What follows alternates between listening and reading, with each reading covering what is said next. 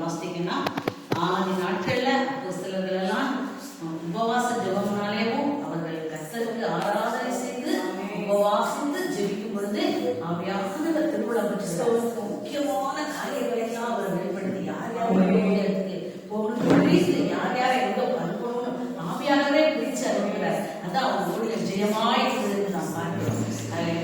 நாம் கர்த்தரை ஆராதனை ஆராதனைக்குரியவராக இருக்கிறபடினால் நாம் அவரை ஆராதிக்கிறோம். அல்லேலூயா. ஆராதனை பேசக்கூடாது, தீர்க்க தரிசன ஆராதனையாக இருக்க போகும். ஒரு ஆராதனை தீர்க்க தரிசன வார்த்தைகள் வெளிப்படும்.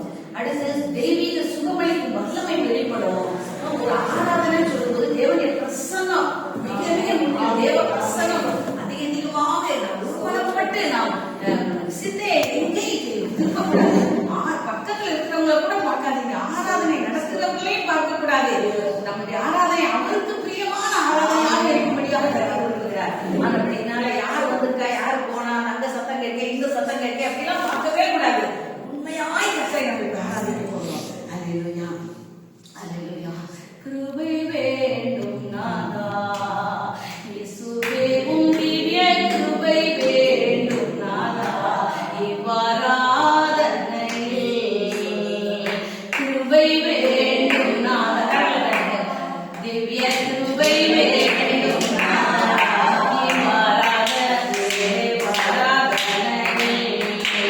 உம் கிருபை காண்போம் சொன்னிய ராஜாவே, உம் கிருபை சொன்னிய ராஜாவே, உம் கிருபை அல்லாதே திங்களாகாதே, உம் கிருபை அல்லாதே திங்களாகாதே, கிருபை வேண்டும் நாதா, இயேசுவே உம் திவ்ய கிருபை வேண்டும் நாதா,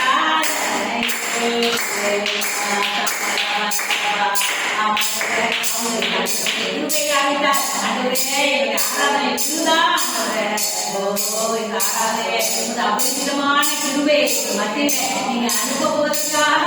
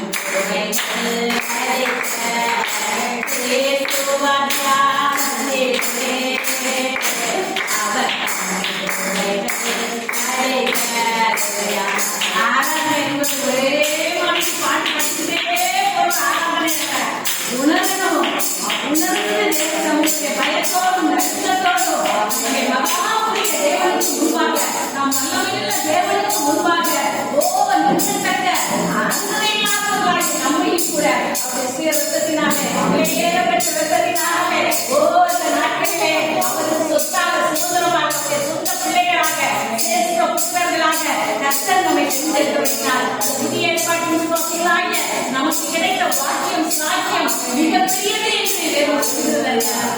ஹalleluya. ஓ ஆராதனை என்ன? இயேசு கிறிஸ்துவின் நாமத்தில் இயேசுதான் ஆராதனை. பிதாவாகிய தேவன் சொல்லிட்டாரு, பிலிப்பியர் 2:10 போய் வாசித்து பாருங்க. எல்லா நாமத்திற்கும் மேலான நாமத்தை பிதாவாகிய தேவன் இயேசு கிறிஸ்துவுக்கே தந்தருளினார். கொடுத்தாலும் இல்ல, தந்தருளினார். சப்மிட் பண்ணிட்டாரு. எனக்கு என்ன அதிகாரம் வல்லமை இருக்கோ எல்லாம் உனக்கு இருக்கு அப்படின்னு சொல்லி அவங்க 3 பேர் ஒன்றாக இருக்கிறாங்க. இயேசு கிறிஸ்துவின் நாமத்தை நீங்க ஆராதனையில உயர்த்துங்க. அதான் மேலான நாமம் பிதாவாகிய தேவனே சொல்லிட்டாரு. நாம் ஜெபிக்கும் பொழுதே பரிசுத்த பிதாவே இயேசுவின் நாமத்தினாலே நம்ம கேட்கிறோம், பெற்றுக்கொள்கிறோம். ஆனா ஆராதிக்கும் பொழுது நீங்க எல்லா நாமத்துக்கும் மேலான நாமத்தை பிதாவாகிய தேவன் அவருக்கு தந்தளினார். யாருக்கு? இயேசு கிறிஸ்துவுக்கு தந்தளினார், கொடுத்துட்டாரு அவருடைய குமாரனுக்கு. அதனால தைரியமா நம்ம இயேசு கிறிஸ்துவின் நாமத்தை உயர்த்தி ஆராதிக்கும் பொழுது திரியேக தேவன் நம்ம மத்தியிலே வந்து இந்த ஆராதனையை அவர் அங்கீகரிக்கிறார். அவர் அதை என்ன செய்கிறார்? ஏற்றுக்கொள்கிறார் என்று சொல்லுகிறது. இயேசு கிறிஸ்துவின் நாமத்தை நம்ம உயர்த்துவோமா? இயேசு தேவனை துதித்திடுவோம், இயேசு ராஜனை வாழ்த்திடுவோம், இதயம் பொங்க நன்றியுடனே போற்றி உயர்த்தி பணிந்திடுவோம், இதயம் பொங்க நன்றியுடனே போற்றி உயர்த்தி பணிந்திடுவோம். இயேசு என்னும்